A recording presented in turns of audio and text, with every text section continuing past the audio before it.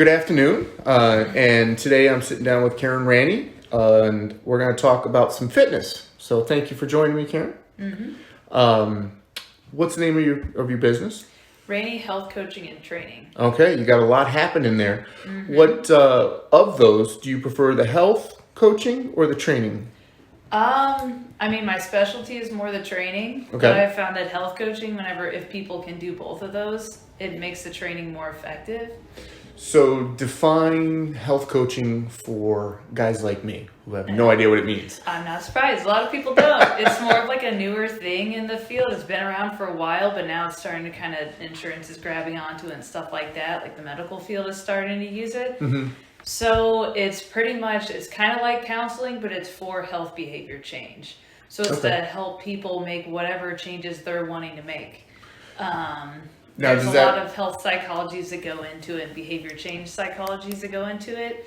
So it's just helping people figure out like what their motivation behind it is, like their actual internal one, not like why they feel like they should be doing it, and then figuring out how to focus on that, how to fit it into their actual lives, because we get set into a habit, and like trying to create a new habit is not as easy as we hope it would be. We can beat ourselves up along the way, so it helps you stay positive and make changes to the plan, stuff like that.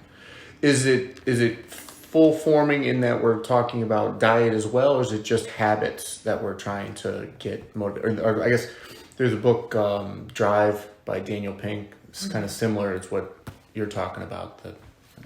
Yeah, it could be on anything that you want to focus on. It could be on nutrition, it could be on exercise, it could be on social wellness. So like during the pandemic, the very beginning, a lot of people were actually trying to focus on that because it was impacting them so much. So it could really be on anything. And a lot of times what we end up focusing on, the goal is to kind of have like an action that you focus on each week. Like I did this thing, I know I did it, I can measure that I did it. A specific focus. Sometimes they're like really small things that don't even seem related to whatever the big picture goal is, and it ends up helping people to at least get started and get to where they want to go. Okay, all right. So what got you there? How as a young lady, what did you want to be when you were 5? Did you want to get into this type of field, or astronaut? Whenever I was 5, I wanted to be a trucker because I had a cool Cheerios red truck toy. So that's what I wanted to be. Spectacular. That is spectacular. It's kind of interesting. I knew you were going to ask this question, because, why not? But it was kind of funny. Whenever I was like 10 or 12, I just remember like what 12-year-old does this, like connecting that whenever I was like more active, because my mom would exercise a lot. So whenever I would like go with her and just do something or have a more active day, I definitely just felt better. Like I just felt more energized and confident. Okay. So I remember as a kid being like, I want to help people do that for themselves. That's pretty great. Did you grow up here in Virginia? No, I grew up in Rolla, Missouri. Small town most people don't know about. Okay, and I don't know anything about Missouri. Well, I know enough, but so how did you get? Did you go to school in Missouri? Yep. And how'd you get to Charlottesville ultimately? So my partner works at the university. She's a multimedia designer. Okay. But then during the pandemic, she's also from Missouri, so she went back there. She was able to work remote. Why not be with family whenever you can't see anybody else? So Sure. She went back to Missouri, and then we ended up crossing paths, and then I didn't plan to. I was in Missouri for all these other reasons. Like I've moved around a lot. I lived in like Chicago. I lived in Denver. I did not expect to be back in Missouri. But, pandemic happened. I ended up back there. I met her, and then I visited here a couple times. So then when she needed to go back to like in office work, I just came with her. That's spectacular.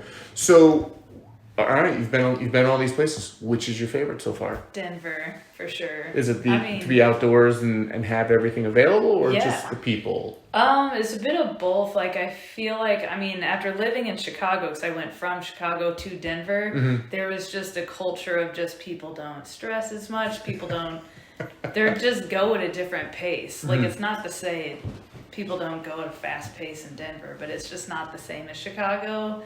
and like there's more of a focus on like your hobbies and everything outside of work is important there. In Sure. Chicago, that was not the mentality. So I really like that. But yeah, I mean, I love the mountains. So Yeah. I would snowboard, I'd hiked. Yeah, so.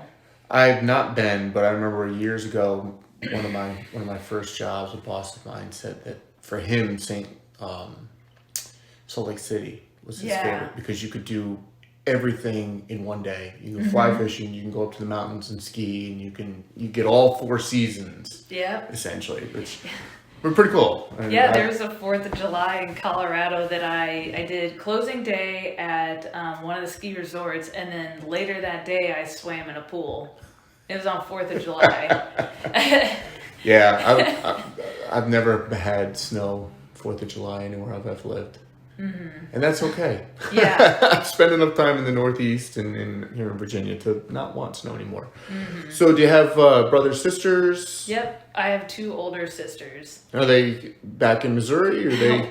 One is, the other one is in San Antonio, Texas. Okay. We just kind of spread out. It seems that way. Not because we don't like each other. We just kind of, I don't know, we did not stay in Missouri.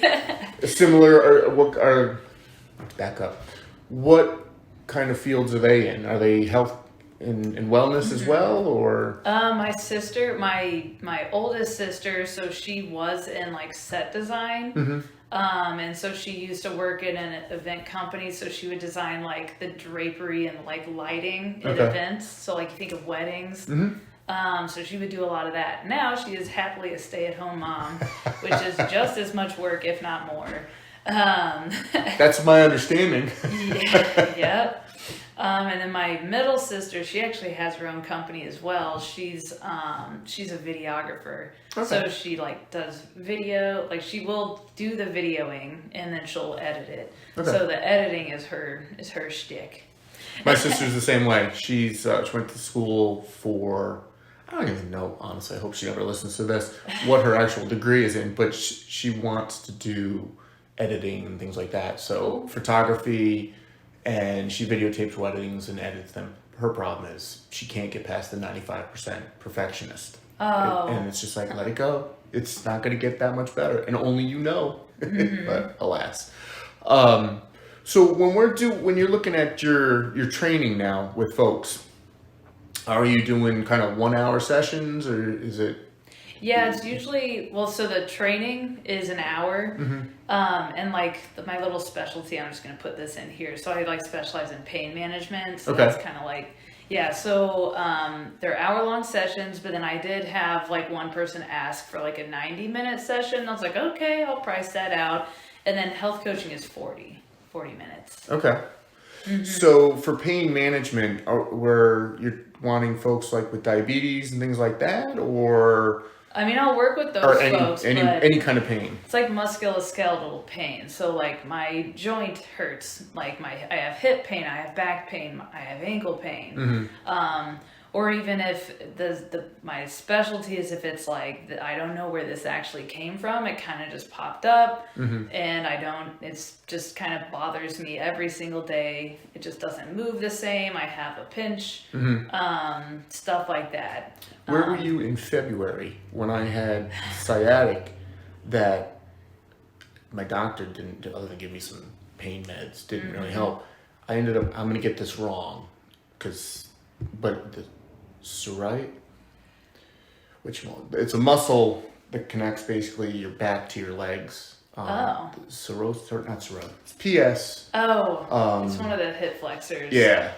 And I ended up getting this little molded thing, and that's been a godsend. Because it opens up all my muscles in my back and in my legs. And within a couple hours, it was just like gone. It was one of those. I have tried acupuncture in the past, and I remember when I had some back issues, and they would put the needle in, and it would hurt, but then you could just feel it radiate and relax. And I was like, oh yeah, this is the same thing. So yeah, I'll have to keep you in mind as I'm trying to get healthier, and in the process of getting healthier over these last couple of years, little things come up because I cycle most mornings, and that's why I was bending over and using so much of my quads that my glutes weren't. Yeah. They were not stretching to the same. Or even activating. That's a very common one. So that's what we call like a hip hinge. So it's our ability to like push our butt back, let's say, without our knees necessarily coming forward. So yeah, and that's a very common one. So if your glutes are weak, then that is oftentimes like something that could result in your hips hurting, even your back hurting, your knees, like it can just, everything in your body is connected. So sometimes a pain in your hip might well, let me backtrack. Sometimes a pain in your foot might even cause a pain in your hip. Yeah. I'm glad that worked out for you. I mean, there's plenty of ways to manage pain. This is just one of the tools. Yeah. And so I use just like mobility exercises. Sometimes things just don't like move as far as we'd like to see them, or even you'll see one side different than another. I mean, and you look at how we live, we sit a lot during the day, or if you don't sit a lot and you have a more like active job, typically we're doing like the same, like a lot of the same movements. So that can just like, to put it like in layman's terms, like strengthen an area, one movement or one area more than its opposite or even a different, and then your body will adapt to that. So whatever is being strengthened more than the other side, that side will literally shorten. So our muscles are like rubber bands or elastic tissue. Yeah, so like actually shorten. And then the other side will then be lengthened. So will they shorten or will they atrophy, or both? Both. Okay. All right. Good to know. Yeah, so it's like I'll like do a movement analysis and just look at that and be like, okay, this one's not kind of moving like we want to see it, so I'll target those areas. But then I can also work on like if someone's like, I want to work on other fitness goals or whatever, I can kind of incorporate that into the session too. Nice. So how with getting established in Charlottesville, are you doing that more word of mouth, or are you advertising? How are you getting folks? I mean, I am banking on word of mouth. I do have a website. I just made a Google profile, but otherwise I'm just trying to get out and meet people. I'm new here, fairly new here. I moved here like not last June, but the June before that. Okay. So just trying to like go to different community, get myself in different groups, just meet people. Cause like, I mean, anybody like has, a lot of people have chronic pain. So it's like, and there's not necessarily a specific group of people that do versus don't. So I'm just like, I just need to meet people. And then people ask you what you do, and then you get talking, and then if you create a good personal connection, then that's what you need. That's what personal training is based off of. I don't need a ton of people. So that's why I don't advertise on social. I don't do social media because that's just too much work. And that is not what I'm good at. That would drive me crazy to try to do a social media. So, well, I'm not on social media. That's why we have Kevin. After we do all this, it goes to him and he makes it spectacular. And I go, okay. Cool. Yeah. Did it go out? Okay. Everyone has different strengths. Not everyone can do everything. So, yeah, I just try to create personal connections, and then I'll get a client, and that client, if it goes well for them, they'll tell somebody else. And that means more to people typically than if they just see something online. Sure. So what do you do for fun? I know you like outdoors, and there isn't skiing in July here. No. So what are you doing? Oh, well, there is skiing 3 hours away, so we just like booked a place in snowshoes. So we're gonna go. I do still try to get out and ski and snowboard, so I definitely do that. But that's not as much something you can do every day. I like cooking, although you have to feed yourself, so it does get old. But I do like cooking. I have 2 dogs, so we play with them. I will play some video games. I just got a Switch like 6 months ago, so I've been playing that a lot. How old are your dogs? So mine, Jenny, she is like 13, so she's older, but she still hikes. That's another thing I do is I hike. So she just went on like a 6-mile hike, and she was happy as a clam. And then Pebbles is a little pug, and she's feisty. She's like 3 years old. But she's like an agile little thing. We call her Arnold Schwarzer pug. She's just a muscly little dog. Are they pound puppies, or did you get them from breeders? So Jenny came from my dad's vet clinic. Okay. I was like home. During winter break, I came home to work at my dad's vet clinic, and she was there, and so I ended up with her. But it was just a long, weird story because usually we wouldn't have dogs that needed homes at the vet clinics. That's not what vet clinics are for, you know. And then Pebbles was, my partner Avery got her, so I think she was like from a breeder in Missouri, like a family friend. Well, years and years ago, shoot, this is 12, no, it's gotta be close to 20 years ago now. Our prior dog we took to training and there was a little pug in it. And so trying to get a pug to do obedience. Oh my gosh. And it's just, yeah, it was fun. It's fun to watch. I'm learning that that's like a thing, that they're just like, I didn't know this. Even growing up with my dad as a vet, I didn't know that pugs were just so stubborn. But she has been the hardest little dog to train. And she will still just be like, I know what I'm supposed to do, and I'm just going to see if I can get away with something little. She's a little stinker. I love her, but dang.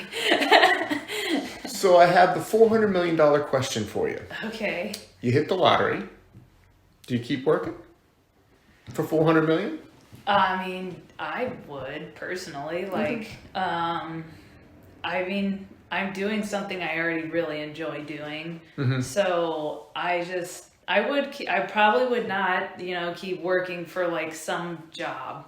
I would not want to be employed by somebody. Sure. Which currently I don't want to be employed by somebody. So I'd probably keep working. So I really like what I do. And it just brings a lot of purpose. Excellent. To just my life. It just feels really good. Whenever someone comes to you and they're like, you actually like helped me not be in pain, or you helped me like work towards whatever health goal it is, like that's personal. And when you can help people do that, it's just really touches them. It's cool to see. So to go back to that and helping people and touching, have you had to do additional trainings and certifications beyond just kind of school? I don't even know how trainers get their accreditation, quite honestly. So any trainer, pretty much anymore, you have to have a bachelor's. So I got a bachelor's in nutrition and exercise science, and then you have to have a certification. So I went through American Council of Exercise, but there's other ones. Another big one is NASM. I don't know what it's I don't know. I don't have it off the top of my head. It makes two of us who don't know, so it's fine. Yeah. So you got to get a certification. And for a health coach, that's another certification that you have to just keep maintaining. Then you also have to be like CPR and AED certified, in case something were to happen. So those are the certifications you have to have. But I went on and I also got a master's in integrative wellness because I just saw how much like all these other areas of wellness will affect like people's ability to exercise or even just be active, like not even exercise. Let's say just go on a hike or just play with their kids.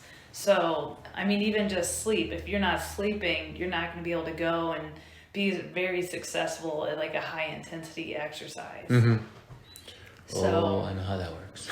Yeah, and you might not even get the same benefits that you would if you're not or if you're not well fed, stuff like that. Social wellness too. There's so many other aspects of wellness, and they're different for everybody. Like the ones that matter more versus the ones that matter less. So I went on and studied that, and then I got my health coaching. Excellent. Yeah. So if folks want to reach out to you, what's the best way to reach you? So my email, so it's Caryn, but my name's spelled weird, CARYN @Ranney, RANNEY, coaching.co. Okay. Not com. Yeah, so that's the email. Then I also have the website, so that would be ranneycoaching.co. .co? Okay. What are your plans for the next 2 to 5 years? Do you still see, you've moved around so much, do you expect to be here in Charlottesville? For at least 5 years, that's the plan. I mean, we might end up going back to Missouri because we have family there, but it's just so pretty out here. And like both of us are really affected by like the climate and the environment. Missouri's pretty, but I don't know, the cold's colder and the warm's warmer there because I think I don't know why, but I think it's because there's just more moisture in the air. But yeah, so here it's so pretty, and we have such like a very good friend group. Yeah. So we at least are going to be here for 5 years. Plus, got the house and made a business. I want to at least see where that goes for 5 years. But we might stay here for longer. Excellent. I mean, we're kind of just seeing what happens.